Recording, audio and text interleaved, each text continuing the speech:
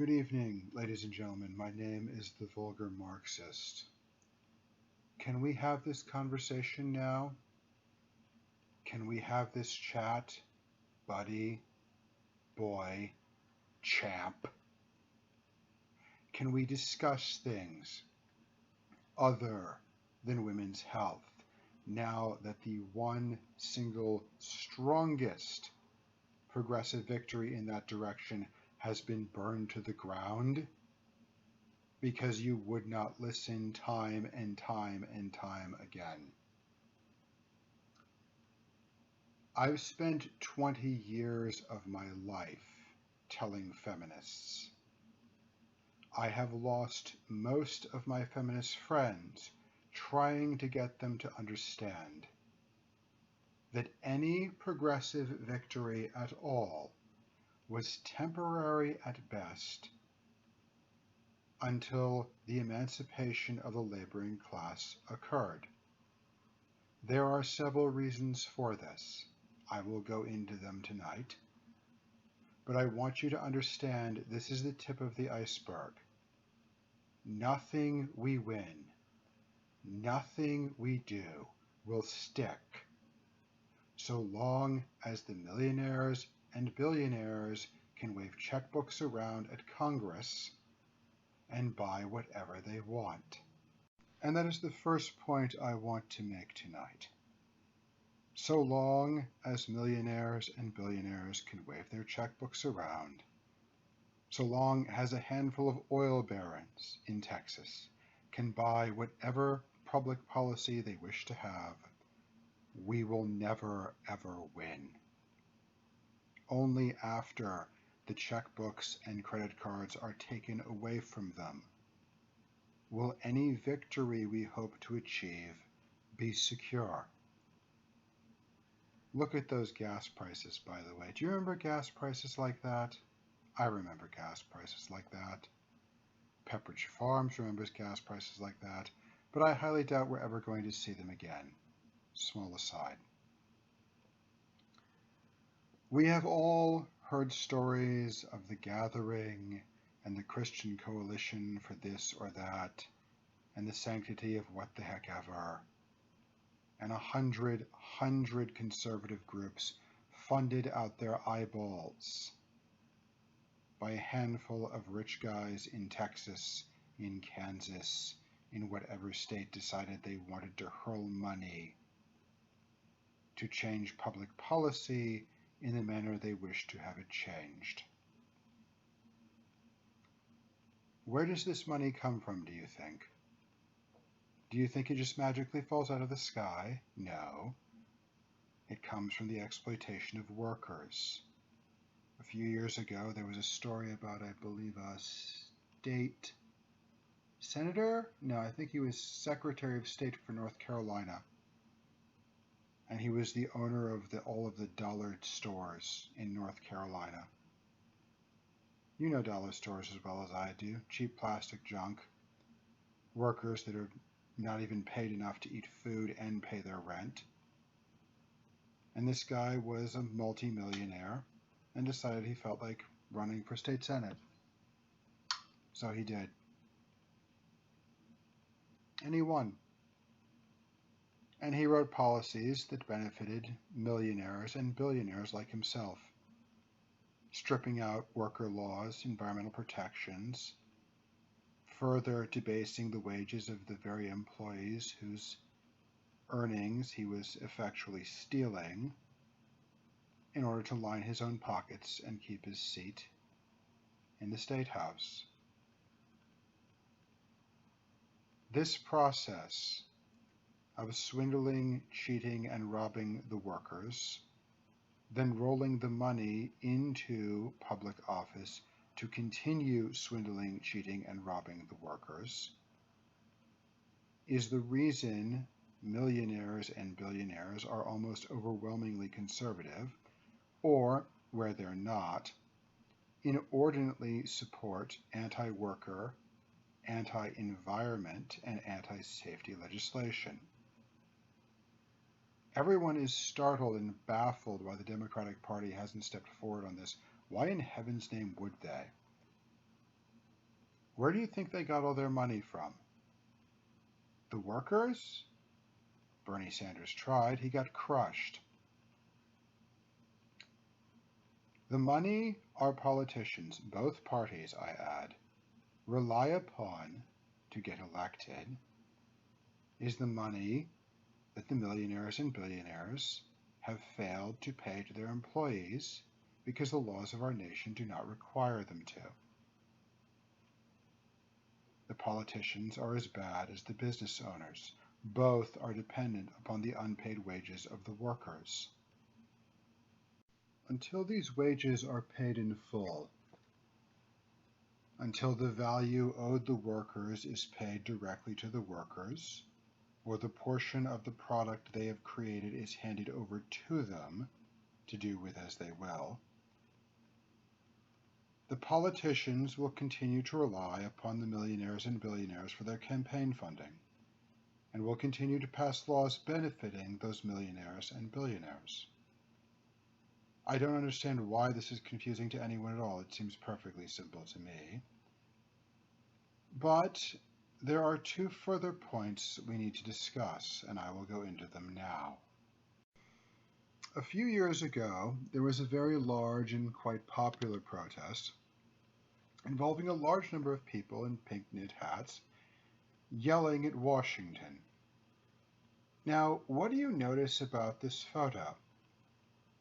Nearly everyone in it is either over 50 or under 25. There's almost no one here in their 40s or 50s, certainly no one in their 30s. Everyone is either retired or in college. Why do you think that is? The answer, of course, is simplicity itself. The overwhelming majority of women, having entered the labor market, are now working, and thus are unable to attend protests, particularly on weekdays, because they likely have a work shift the next day, or on a weekend, they have a work shift Monday morning and have a significant amount of things they need to get done prior to then. It is distinctly notable, indeed noteworthy to me, that as the number of women working increased, the power of the feminist movement decreased. By the 1970s and into the 1980s, it was next to impossible to get any feminist initiatives of any kind forward.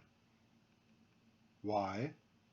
Because women working jobs could no longer show up to protests, could no longer support campaigns, were too busy to attend rallies or events, could not do any of the grassroots organizing necessary for campaigns to be successful. The demise of the Equal Rights Amendment is a perfect example of this. Unable to mobilize in large numbers, unable to sway Congress or put any meaningful pressure on elected officials, the ERA died almost straight out of the gate. What is truly tragic about this is that it was unavoidable. Had the working movement been listened to, it would have been immediately recognized that doubling the number of laborers in the marketplace, it should necessarily follow that the working day be cut in half, or even the entire working week be cut in half, possibly more. What could have been done if the instant women entered the labor force, the working week had been cut to 30, 25, or even 20 hours, leaving 4 or even 5 full days free for activism and organizing efforts by both men and women, now freed from their labor obligations to the capitalists? Yet this was not thought of, wasn't even considered. And that, I think, was not an accident. Again, it is very notable here that Nancy Pelosi has done exactly nothing to bring forward a bill of any kind enshrining the right to choice as a constitutional amendment. Hasn't even been drafted. Hasn't even been talked about, if the pundits are believed. Why is that? Because, as I have said earlier, those in positions of power have a different class interest than the workers do. The myth, the illusion that women are a class, and all women have a class interest, is a pure fiction, concocted by bourgeoisie women to trick working class women into fighting men over jobs to the detriment of both. Let me say this very bluntly. Women, you're not a class. You never were. Nancy Pelosi does not share the same interests as you. Her interests are those of the capitalists. It is the same for myself and Joe Biden. And I am sorry no one informed you of this before now. There is one further point that needs to be made here, and it is absolutely critical to understanding what is occurring. It will get us back to the previous graph in a moment, but I wish to make a very short point. The overwhelming majority of vile, disgusting, dangerous, wretched, unpleasant jobs are done by men. The overwhelming majority of workplace accidents and injuries are suffered by men.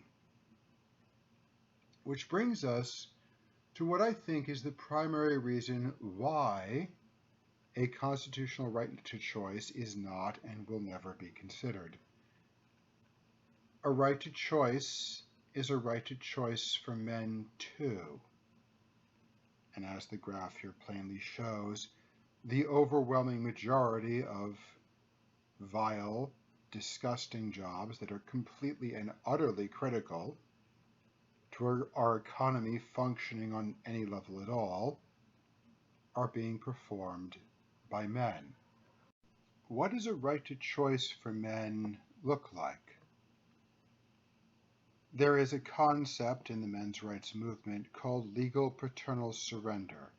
That is, for the same length of time a woman has the right to choose whether or not she wishes to be a mother, a man may sign a document saying he has no desire or interest in being a father and has no legal responsibility for the child that is about to be born.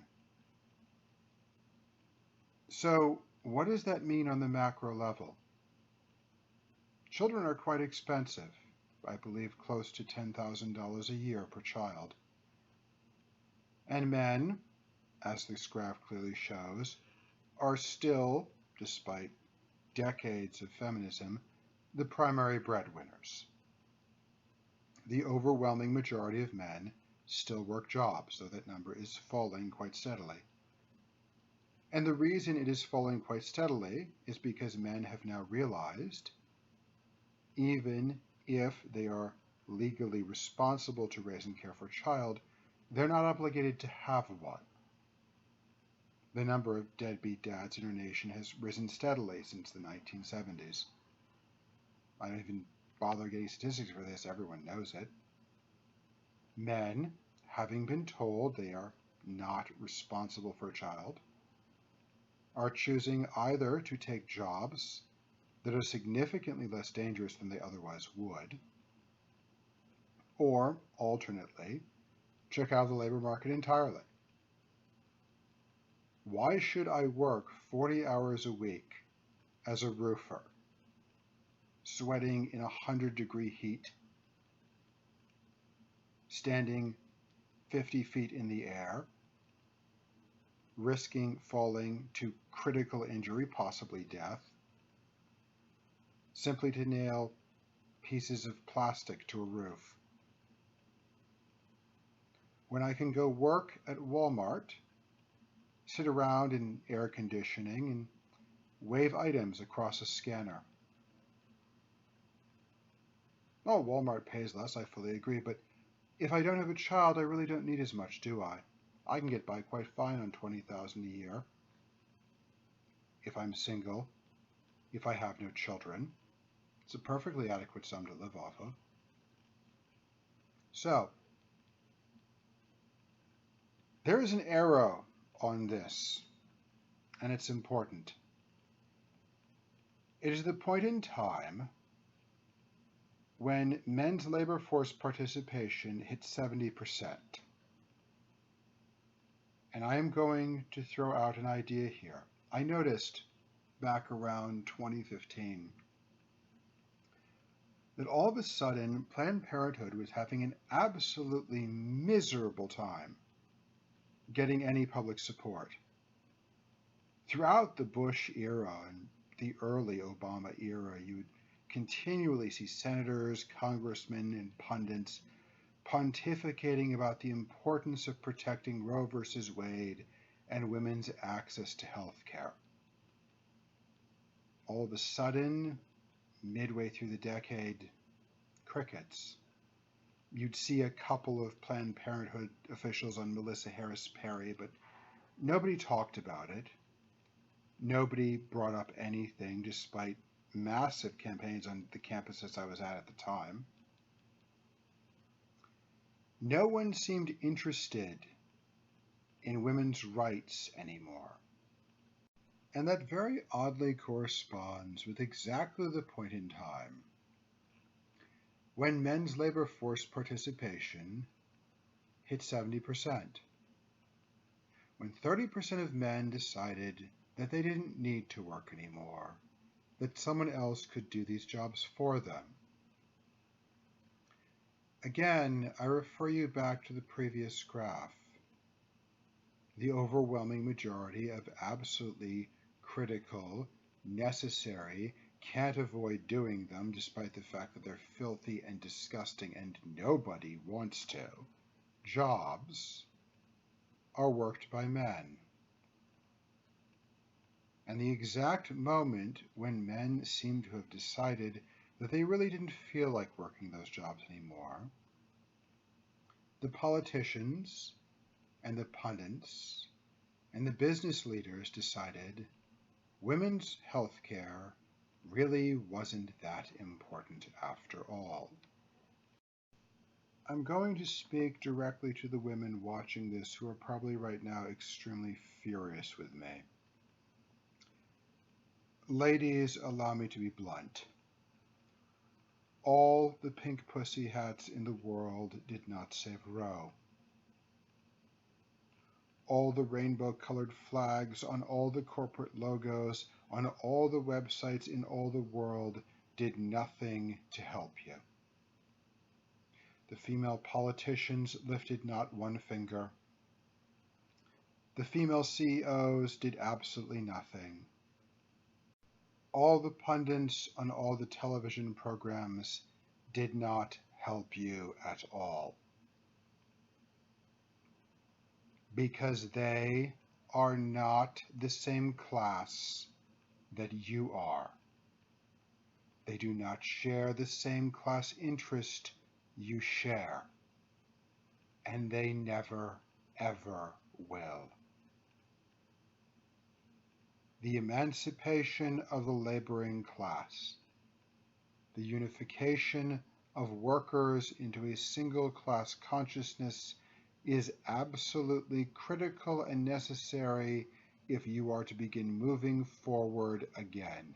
The elite understand this.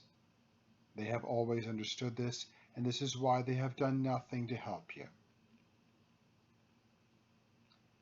Working class men have a limited understanding of this, but you must reach out to them with as much that they desire as you desire. I have already said at the start of this video, so long as those in positions of power gain their wealth and status at the expense of working people, anything we do, any victory we win, any legislation we pass, will be temporary at best, because those in positions of authority are not and will never be our allies.